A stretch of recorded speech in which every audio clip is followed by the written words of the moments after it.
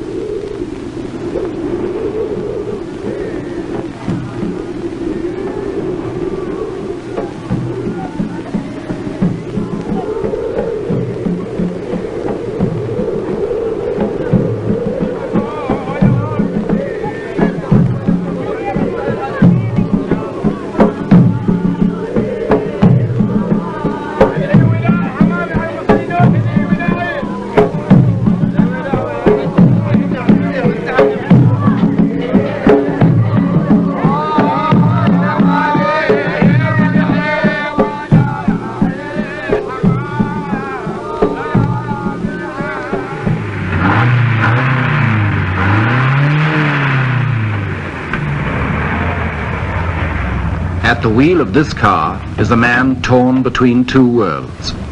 He's an Arab sheikh who was born in an old Arabia and will die in a new one. He worships Allah, loves the desert, and is one of the richest men in the world. His name is Zaid.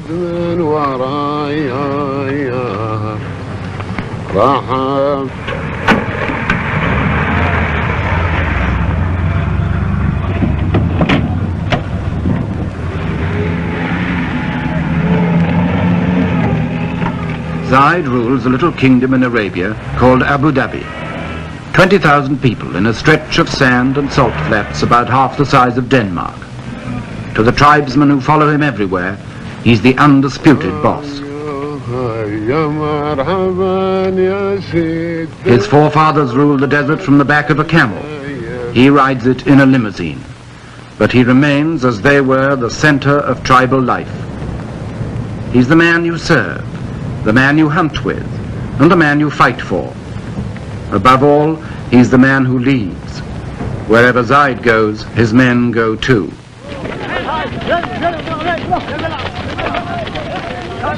Those who don't travel with Zaid come out of the desert to greet him. They all owe their loyalty to him, and they all expect rewards from him.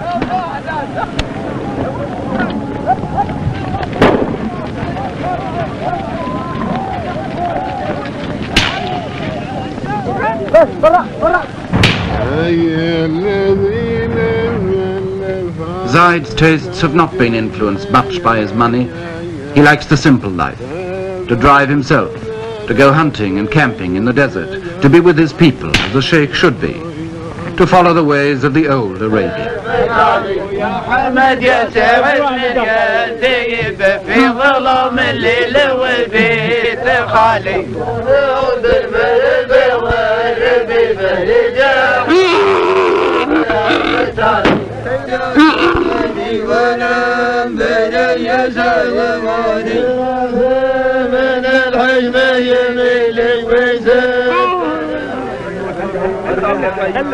Five or 6 years ago, the people of Abu Dhabi were sunk in the poverty of 1,000 years or more.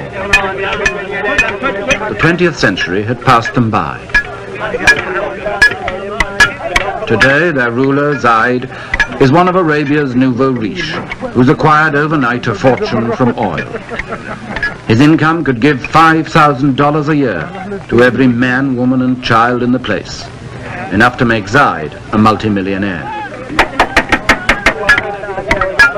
Superficially, the old customs are unchanged. The tent goes up as it always did. The food is prepared as simply as before.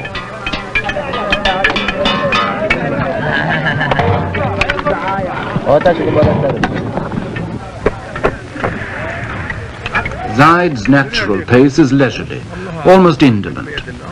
Time is about the only thing the desert's been rich in until now. Time for coffee, time for talk, time made into ritual from century to century, from morning till night.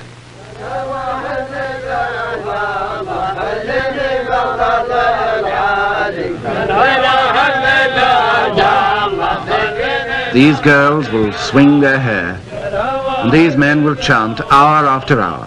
In the desert, there's no rush. At least, that's how it used to be. But Zaid, with his money, has begun to learn better.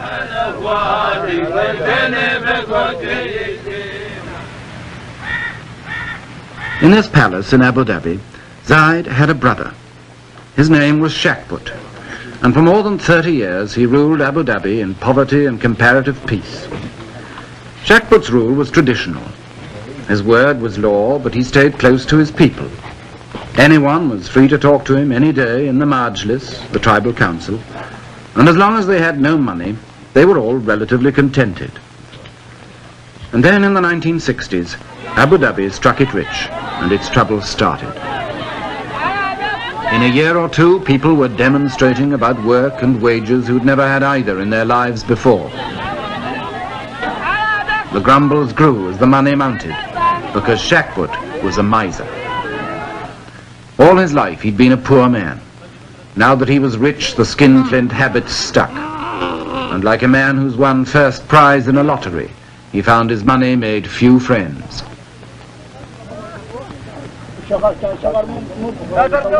People began to say his brother Zaid would be a better ruler. He had a mind more open to the world. He was generous. He was a man's man. But Zaid had sworn to his mother years ago that he would never harm Shakput, and for 5 more years he stayed loyal, and the people waited.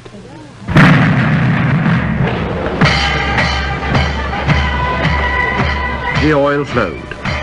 The money poured in, but Shakput wouldn't spend it. He was paralyzed by habit, suspicion, and downright fear. He knew the harsh old world of Arabia. He couldn't meet the challenge of the rich new one.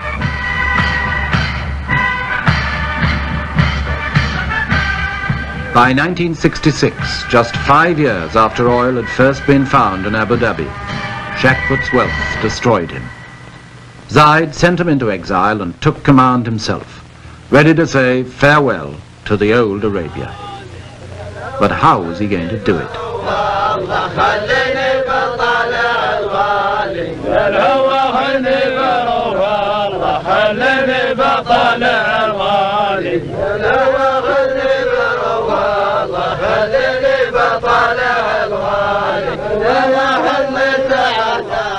Even with a new ruler, the old life still goes on. A timeless, patient life, dominated by the desert and the unforgiving sun.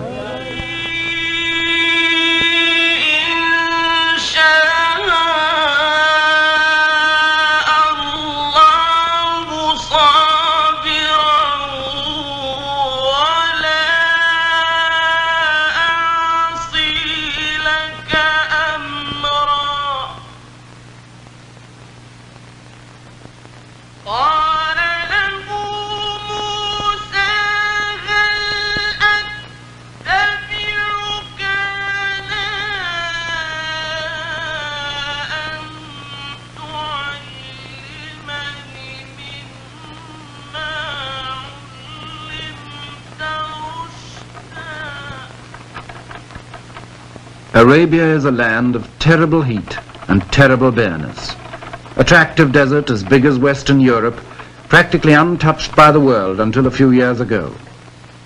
To anybody who doesn't live there, it seems a land of mystery and romance, full of the exotic promise of the veil. There are still people who think of it as the land of harems and the Arabians.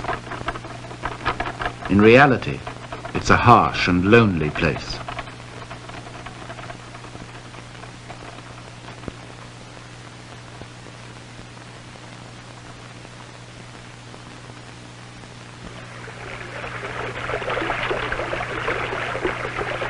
Only water makes Arabia bearable. Where there's water, there's life.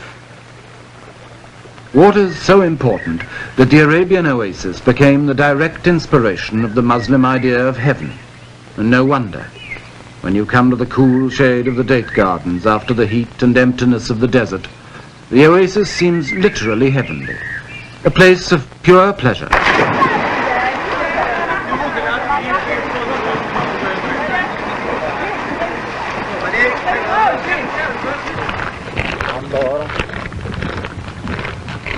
Every well in the desert is like a port. The camel caravans cross the desert like ships cross the sea. There are no frontiers, no fixed territory, no land belonging to anyone. There are just the wandering Bedouin and their camels, as attached to each other as sailors and their ships, bringing their trade to the desert markets.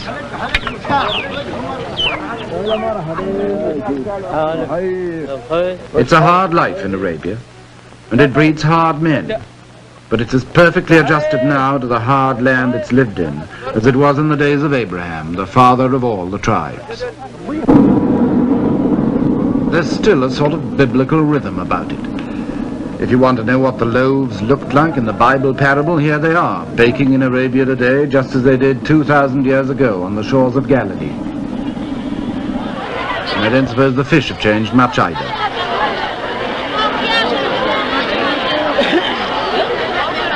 The women of Arabia still hide behind the veil, as Arabia itself has done for centuries.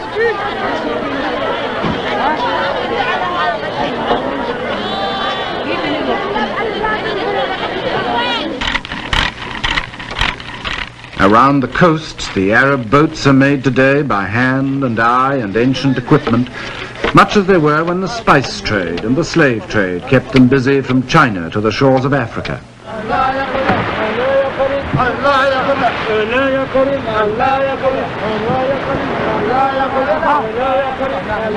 To the Arabs, the sea was a source of wealth that the barren land could not provide. Fishing, pearling, trading, smuggling, and especially piracy. Arab sailors in the Indian Ocean and the Persian Gulf preyed on the ships of Europe in the Indian trade. In the end, their piracy was their downfall. With a few naval sloops and some of the queerest treaties ever devised by man, the British Empire imposed on 2/3 of Arabia's coast the thin red line of peace.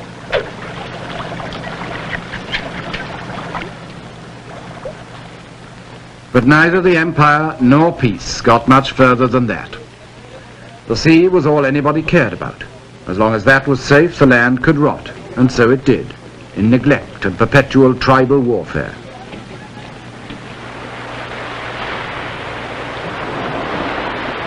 Beyond the coast, most of Arabia lay untouched until 20 years ago.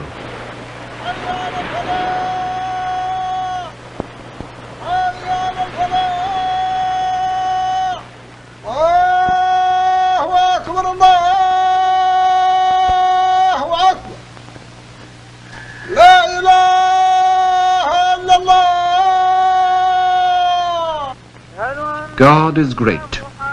There is no God but God, and Muhammad is his prophet. The religion of Arabia, by tradition, is as forbidding as the land.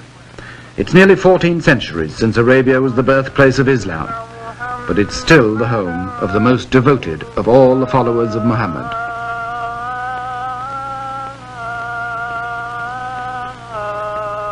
Islam means submission to the will of God.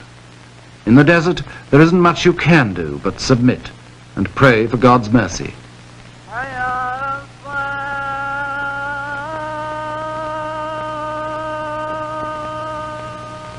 Submission makes everyone equal. A ruler like Zaid is no different from other men in the sight of God. He submits like them, and wherever he is, he prays like them, and with them too. Allahu Akbar. Assalamu alaikum wa rahmatullah. Assalamu alaikum wa rahmatullah. The Prophet decreed that the faithful must pray 5 times a day, from dawn to dusk.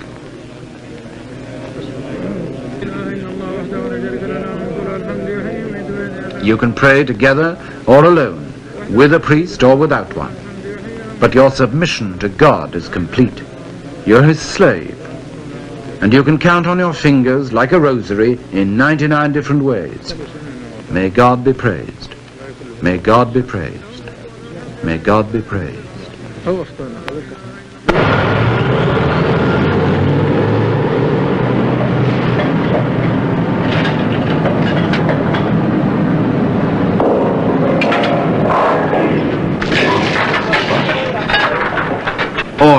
has ended the centuries of Arabian isolation.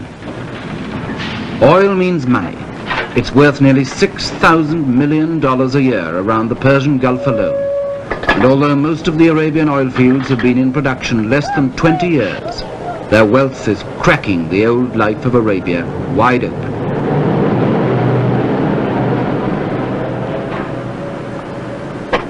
To most of us, oil may be just the stuff that drives the car. To Arabia, it's a revolution. There isn't a thing it leaves untouched.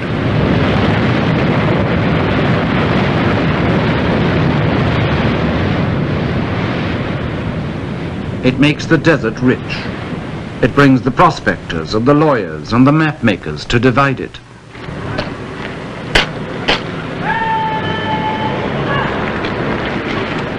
For the first time in history, oil brings soldiers to enforce peace inside Arabia.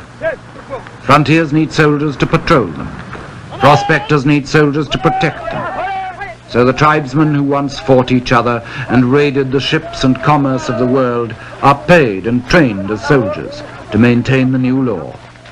The poachers of 1,000 years have been turned in a generation into gamekeepers.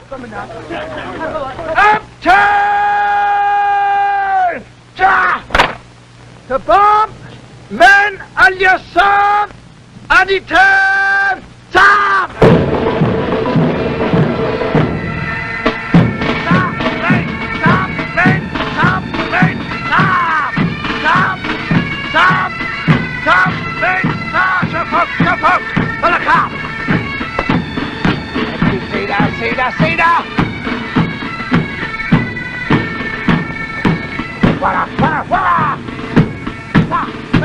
Stop!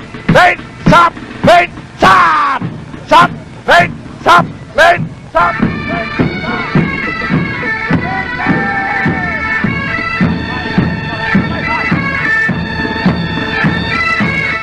Sultan, Sultan, Sultan, Sultan, Sultan! Helaka!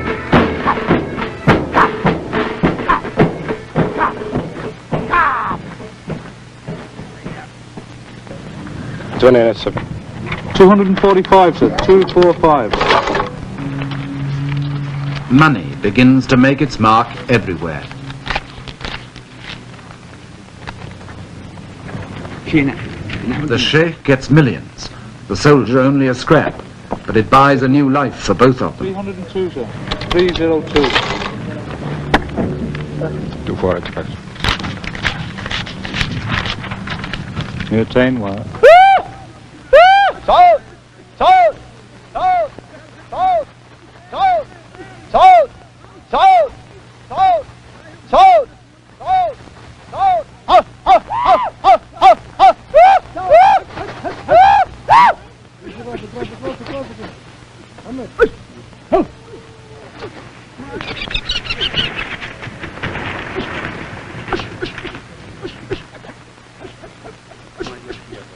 On his hunting trip, Zaid chases the desert game with a string of falcons as long as his purse. 20 years ago, he'd probably have gone hunting on foot, with only a few birds to help him. Now he takes anything up to 100.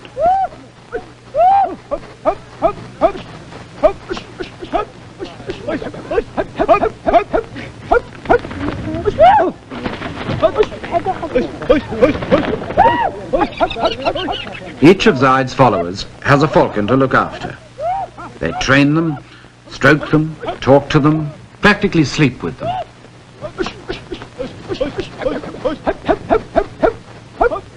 Like racehorses, they're the pampered darlings of a rich man's camp. And like racehorses, they cost big money. A good bird will fetch $600 or more, imported from Syria or Iraq.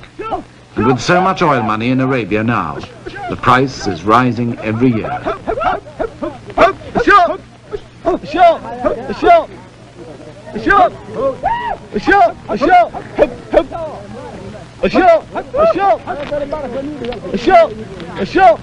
Nothing escapes the touch of money.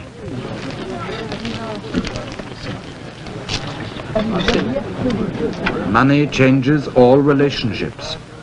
When Zaid visits his neighbors now, the traditional feast for a visitor becomes an offering to a wealthy benefactor instead. Unlike many of Arabia's oil millionaires, Zaid believes in sharing his wealth. He told me once, the oil business is like a lottery. I might still be poor and my neighbors might be rich, so we ought to help each other. He's already given away millions. Zaid's host at this feast was one of his poorest neighbors. But now that Zaid has touched his palm with silver, he won't be quite so poor.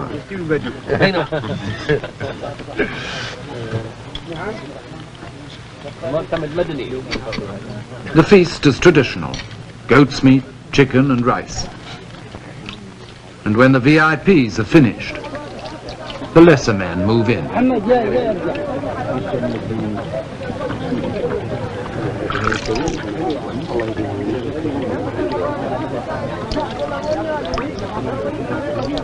It's always the custom in Arabia for the poor to eat at the rich man's table, or rather, off the rich man's floor.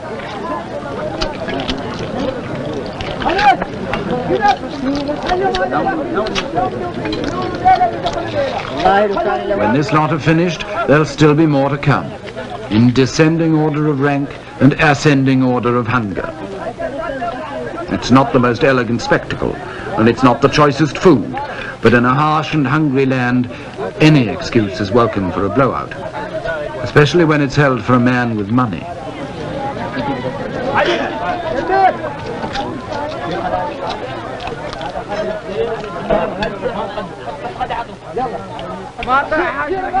لي صفا ونزاح همي ولا باس ان قلت جرب لي القلم باهتمامه ما دام فكري سالي كله جاس اكتب معانا ان قلتها بالتمامه معنا على ما دار قلب واحتاس. The old Arabia pulls at the heart. The world where Zaid was raised, and where he always likes to be. Around the campfire in the cool desert night, among his men, listening to those endless Arab fairy tales that the audience knows as well as the storyteller, of love and beauty and the 1001 nights. When the hunting's over and the caravan's resting, this is how they've passed the time for 1,000 years.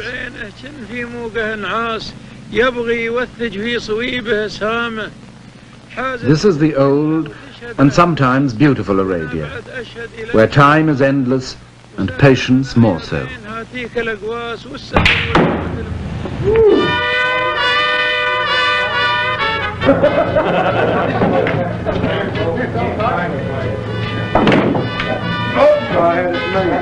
But in the new Arabia, time is money, and that pulls at the purse strings.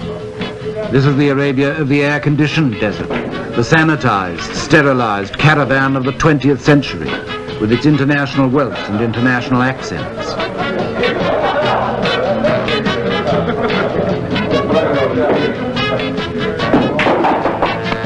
You can't play pool, let's play darts. I can play darts. For these people, the old Arabia hardly exists. The mystery and the romance, or the harshness and the poverty, it's all one in the oil company's pay packet. See you guys later. To them, Arabia is just another job.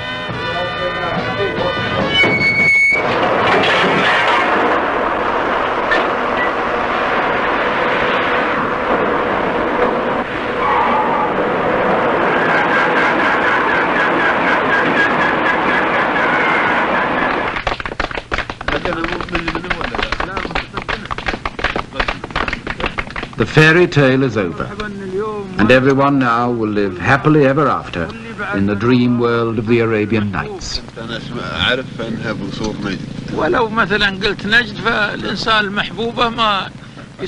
in the real world of Arabia tomorrow, it's not so easy. Not even Zaid's best friends can promise him a happy ending to his modern fairy tale that's only just begun. You can't reconcile the old life with $100 million a year, as his brother Shakbut learned. You can't even choose whether you'll have the old life or the new. God and the oil business have already chosen for you. From now on, you can only try to ride the terrible tiger of the 20th century and wonder if it will not eat you in the end.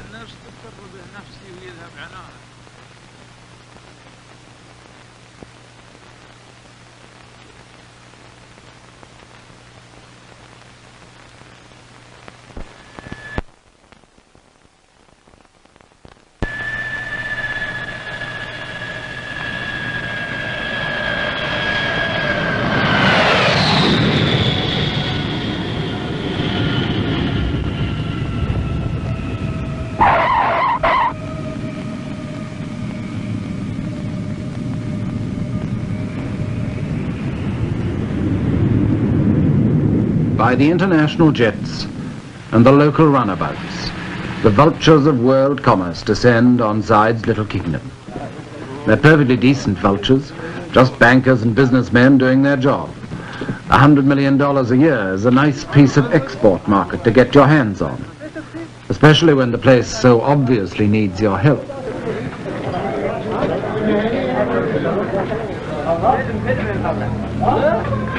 Ten years ago, when I first came to Abu Dhabi, there was only one plane a week. Now there's more than one a day, and the old place can't quite cope. We've been here before. I don't know, there's been quite some improvement here in 4 years since I've been here. I fully expect to see some floor shows when I get on into town. With some striptease also? Well, no, that's a little too much.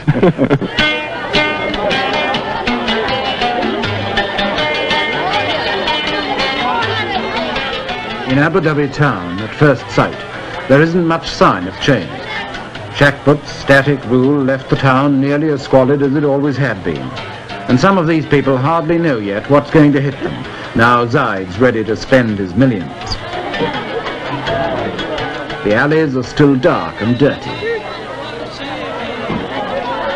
The beggars wait patiently for the faithful Muslims to do their duty as the Prophet ordained and give them alms.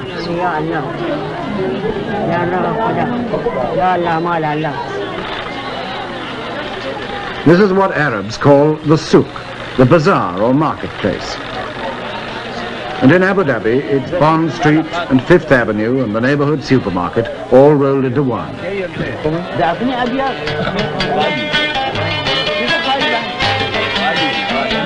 For the Arabs of the desert, it's got everything we mean by bright lights and the big city. It's not much of a place, but this is where 20,000 people are going to share Zayed's inheritance of 100 million a year. Some of them have got a share in it already. They've bought big cars to go bumping over the unmade tracks. Big lorries to cash in on the building boom. And they've also learned to throw them away, like all good modern men. There are 4- and 5-floor office blocks instead of shanties, and concrete instead of mud. The modern world, our world, is taking over. I remember, for instance, not long ago, when there wasn't a single bank in Abu Dhabi. Now, these buildings are all banks. Money in the bank means money to buy with, and the beach at Abu Dhabi is piled with purchases.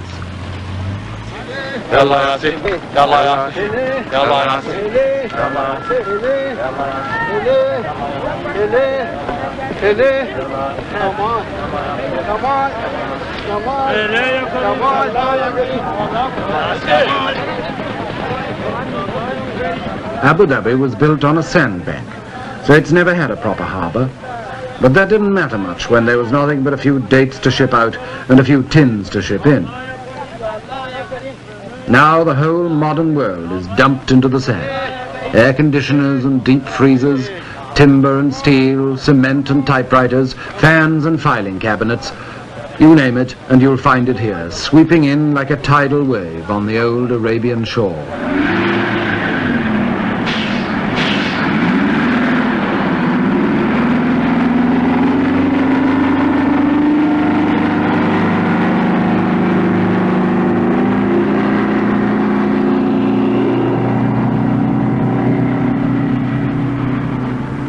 We call these construction machines. They're also weapons of destruction. They can rip up an old road or knock down an old house even faster than they can build new ones. And in Arabia now they can and do tear an old way of life to shreds before a new one is properly begun. Not that many Arabs object. In fact, most of them are only too glad to help with the destruction of their old way of life. They can see the vision of a better life in a bulldozer, and they want a piece of it.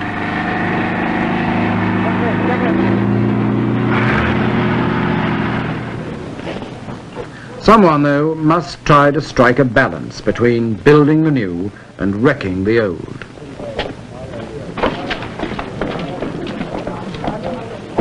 That someone is the ruler, Zayed.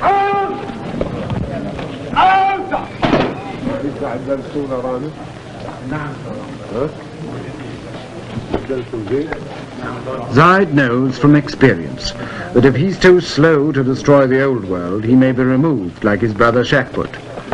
But if he tries to build the new world too quickly, he may destroy himself just as surely. Life for Zaid has become a perpetual balancing act between the personal leadership of the past and the faceless, impersonal administration of the future. Like Shakbut, he still holds his majlis every day, so that his people can meet him, greet him, talk to him and complain to him in the traditional desert way. The ritual is unchanged. The coffee is served. Time, motion and people seem as leisurely as ever. But behind the appearance of tradition, the revolution is creeping in. The majlis doesn't last all morning anymore. Zaid can only give his people an hour of his time. And even that's interrupted by the demands of the modern world.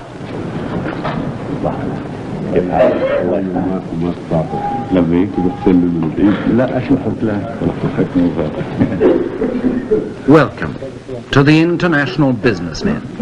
Welcome to the salesmen, to the experts, to science and high finance. Maybe welcome to the con men too, until Zaid learns to pick them from the rest.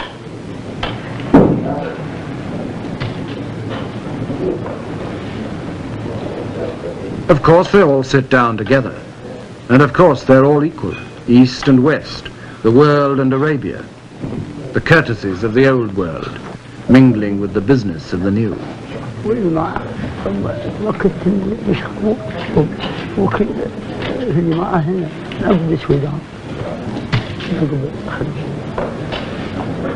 But it's the newcomers in business suits who get the places of honor at Zaid's side. And not just because Arab hospitality demands they should be favored. They're there because they represent power. The power to provide the people of Abu Dhabi with anything Zaid can now afford to buy. Still the ritual goes on, balancing the new with the old. The first thing a visitor must do in Arabia is to learn patience. You can sit for hours in places like this and never do anything but ask after each other's health. All in good time and all by the will of God. Never do today what you can put off till tomorrow. Never act if you can talk instead. The tribesman with a problem comes to Zaid to sort it out. And everybody else must wait. Patience and still more patience. But now there's $100 million of good hard cash burning a hole in patience every year. That's business that won't wait. It may be the will of God that's given it to Abu Dhabi, but it's the will of man, and especially the will of Zaid, that has to decide what to do with it now.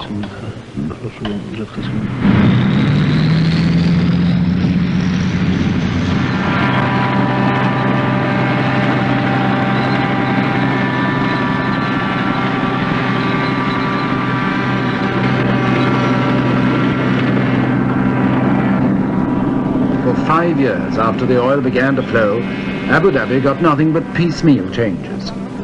Now Zaid has come to power with a plan to make Abu Dhabi the model state of Arabia, with all the paraphernalia of development. In the first few months of his rule, he awarded $70 million worth of contracts, and he's out every day to spur on the men who are making him a brand new kingdom. Concrete, and this will be going out the approximately a mile, and the second stage, which will be done next spring or next summer, whenever Your Highness decides, would continue on out into the very deep water for the large freighters, the large ships. طال عمرك يقول هو هذا الدفن اللي انتم تكلمتوا عليه، يعني اللي طلبتوا منه الدفن هو اللي يطلع ميل واحد.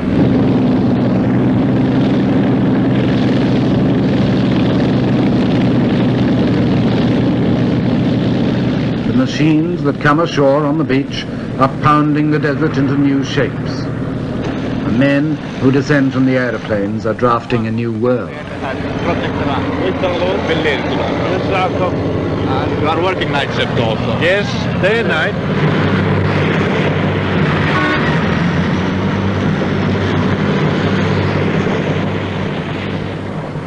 It's a world where time and opportunity have changed places.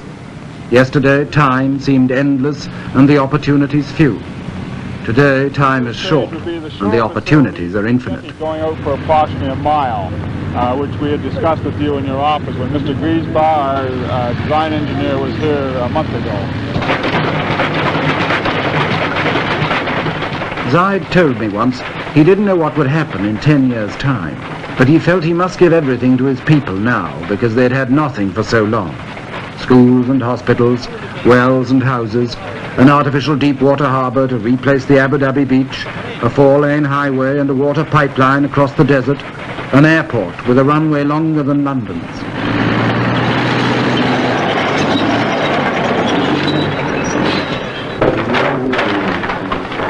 This is just the location of it. Now, you are approximately in this area here, Your Excellency, Your Highness, and as we were going down, the road... Of course it'll change everything.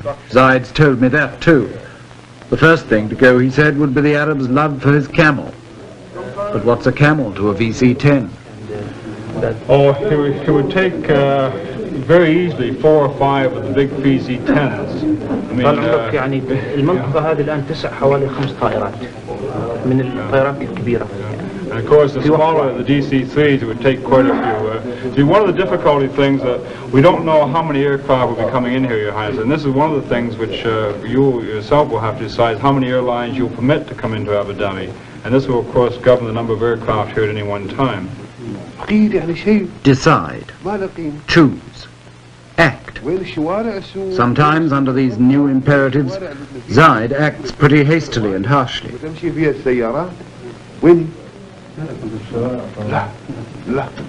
He dismissed this plan for a new souk in Abu Dhabi with scarcely a moment's thought. Small scale model, yes, oh yes. We have to show detailed plans. Yes, it's bigger. يستوي هذا على حسب رضاكم اللي ما شو اسمه. لا لا لا لا لا لا لا أنا مو براضي عن هذا ولا. No, no, no, never, never, never. Take it away and start again. So 2 months' work is demolished in a moment. He who pays the piper calls the tune.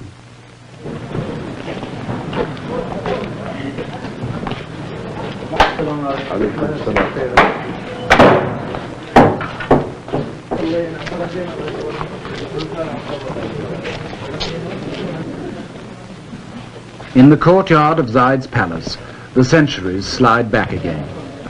A moment ago, Zaid was the modern oil tycoon, aloof and decisive. Now he's back in the role of sheikh, the universal uncle to his people, the feudal lord with his followers, in procession to the daily feast.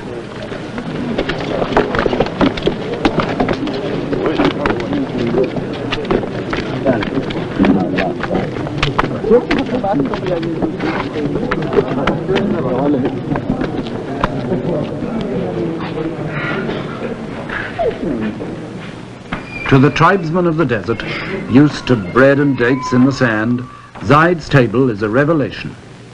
It's loaded with more food than many of them have ever seen, and it really is a table, and not just the floor. The idea of a free meal for all Zaid's followers is traditional, and he rarely sits down with less than 50 men. But the forms and the food are new. Money talks here through waiters in black ties, through plates and soup spoons, and a whole new ritual of table manners to master. Like the newly rich in any part of the world, the Arabs of Abu Dhabi are learning to keep up with the Joneses. Snobbery is the latest local vice. يمكن هناك شيء سر.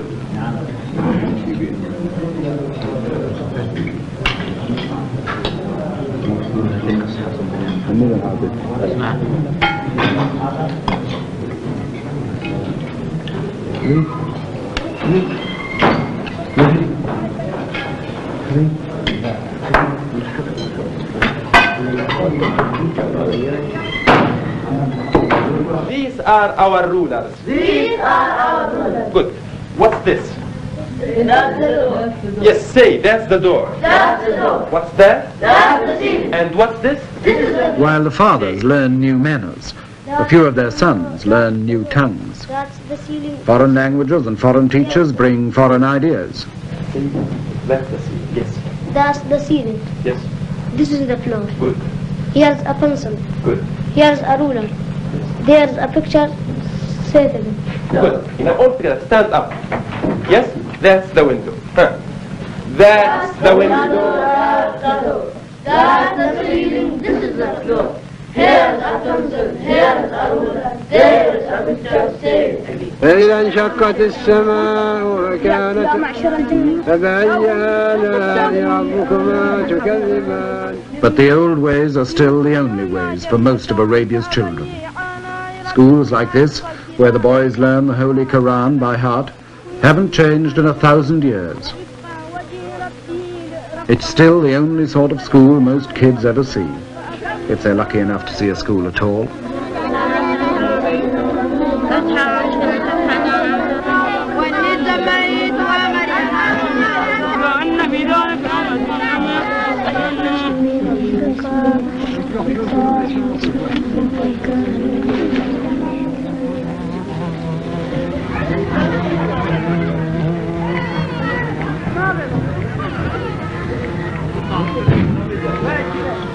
The romance of the old Arabia was always a bit of an illusion.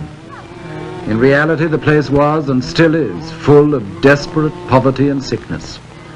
There wasn't a single hospital in Abu Dhabi until a few years ago, and doctors were hardly ever seen.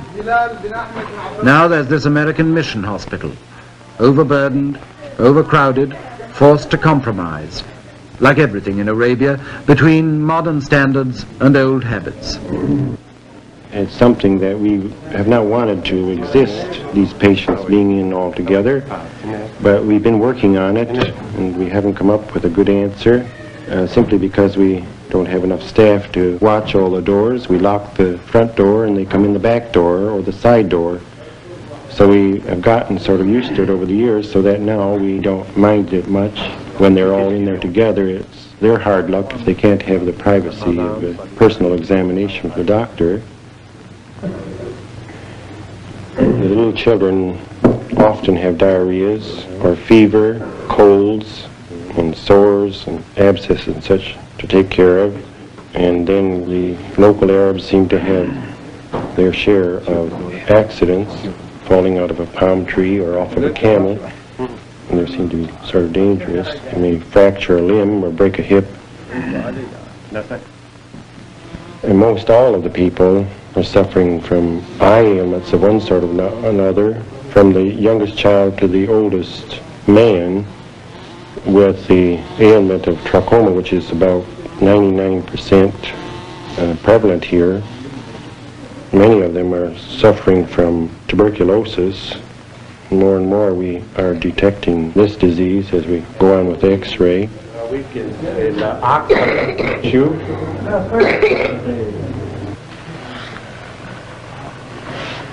تمام هذا تمام هذا الحين نريد نفس صدرك شوية ها ورايك بس من هني. Tradition still throws a veil around the women of Arabia that even the doctor can't quite penetrate. His examinations here are probings in the dark. وين يعود دكتور أكثر هني شوية هني شو هذا هذا أوقل من أول وسم ذي وسم. The women are the most conservative force of all, secluded, unchanging, uneducated, and fatalistic. They accept their lot meekly, and they do their duty faithfully as the handmaidens and chattels of men. But for how much longer? When even under the thorn bush the doctor arrives with his medicine, and every jab with a syringe becomes a sort of revolution.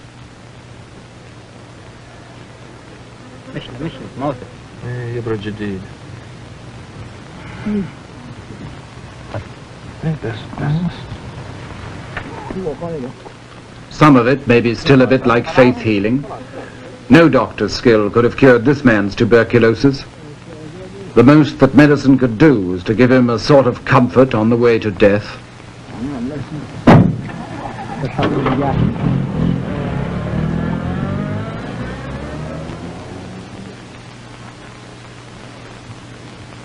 But if the 20th century medicine doesn't always work, it does challenge that submission to the will of God that accepts death whenever it likes to strike. So Islam itself comes under attack. God's will always seems more flexible when you can meet it with a millionaire's money. I'll be honored to present the estimates for Abu Dhabi for the year 1967. The total revenue, as estimated, is 41,202,080 dinars. For the ruler, the days are over when he had so little money that nobody cared how he spent it.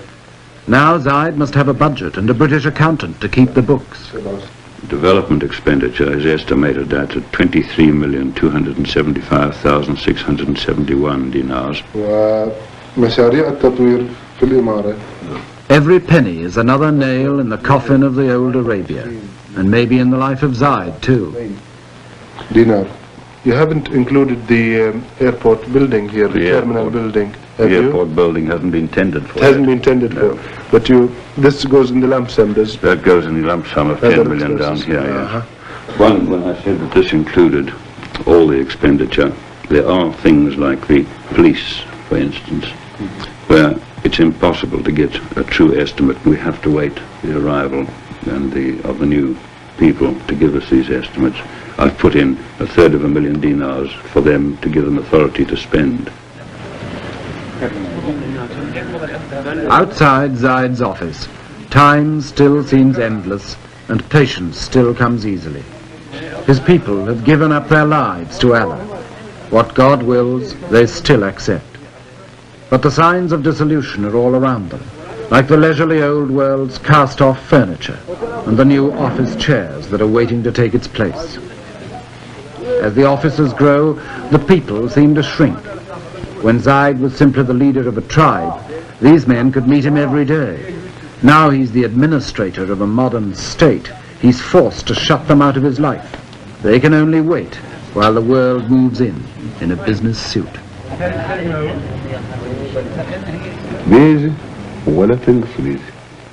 Even Zaid is a little less sure of himself. He can ask the new questions and make new demands, but who can give him the answers? You see, His Highness, for this year, of course, we're giving him something very approximate. But for next year's, he'd like it as precise as possible. Well, I'm hoping that the exercise in the coming year will give us the material for next year, but at the moment there's nothing to go on.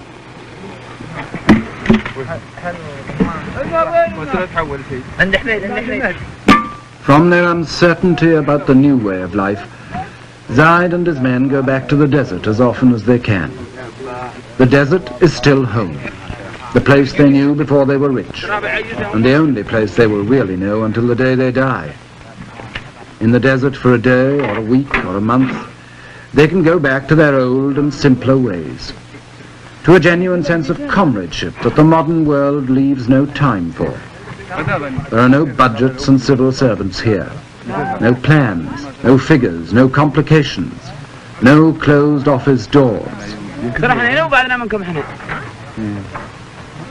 نحن ناوي بنسيلكم قلنا الشيوخ قيلوا والشيوخ ما عندهم دله ونحب نسوي لهم الكهوة. There's the sky, the heat, the emptiness, and the infinity of time that they've always understood. Out here, they can all be sure of themselves again. They can relax and be men again. Or perhaps, being only men, they can just be boys.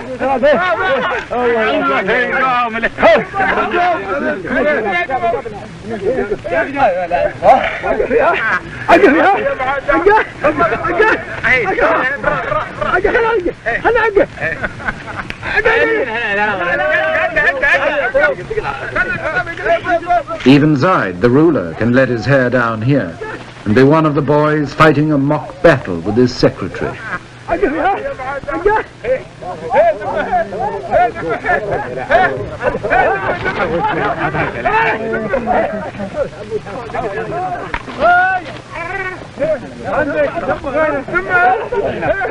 On trips like this, the desert is an escape, a recovery of innocence, a return to Eden.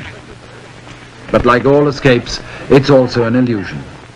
The innocence is lost and will never be recaptured. because the old Arabia of isolation, hardship and tribal war in which it flourished has been swept into the world at last.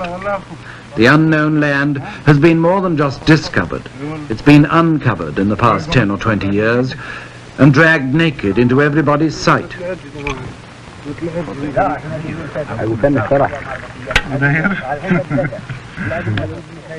Of course, this doesn't mean that the old Arabia has disappeared in the space of the last few years. It's still a hard land that breeds a hard people. Tough individuals like Zaid and his men, and some of them still fighting a rearguard action against the assaults of the modern world. All the same, in the end, the 20th century brooks no defaulters. Here in Arabia, one of the last of the lonely lands is surrendering its old independence. From now on, its people will have to face, like the rest of us, the infinite hopes, possibilities, and disillusionments of the modern, universal world.